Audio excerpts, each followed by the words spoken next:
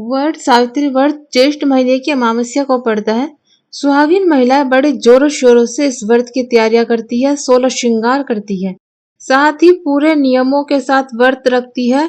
लेकिन जाने अनजाने में कुछ चीज गलत खा लेती है, जिसके कारण व्रत के दौरान लोगों को चक्कर आना, प्यास ज्यादा लगना, भूख ज्यादा लगना, अपच की परेशानी झेलनी पड़ती है और व्रत की 18-19 घंटे उनके लिए बिताना नामुमकिन सा होता है।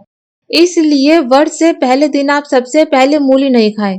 वट सावित्री व्रत में एक दिन पहले मूली नहीं खाने का नियम एक धार्मिक परंपरा है, जो व्रत के दौरान मन और शरीर की शुद्धता बनाए रखने में मदद करती है। मूली एक तामसिक भोजन है और व्रत के दौरान तामसिक भोजन करने से पूजा का पूरा फल नहीं मिलता। साथ ही मूली खाने से शरीर में एसिडिटी बढ़ सकती है, मूली को पचाना मुश्किल होता है और व्रत के दौरान शरीर को हल्का रखने की आवश्यकता होती है। दूसरा, इस व्रत में एक दिन पहले बैंगन नहीं खाने की मान्यता है, क्योंकि इस दिन को त्रयोदशी के रूप में मनाया जाता है और कुछ धार्मिक मान्यताएं है कि इस दिन बैंगन का सेवन करना शुभ नहीं होता।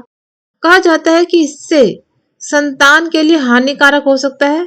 साथ ही बैंगन तामसिक भोजन की श्रेणी में भी आता है, इसलिए इसे व्रत के दिन या उससे पहले खाने से पूजा का पूरा फल प्राप्त नहीं होता। तीसरा, मसूर की दाल भी नहीं खाई जाती, क्योंकि इसे तामसिक भोजन माना जाता है। ऐसा माना जाता है कि मसूर दाल राहु के रक्त से उत्पन्न हुई थी और राहु को अशुभ ग्रह माना जाता है।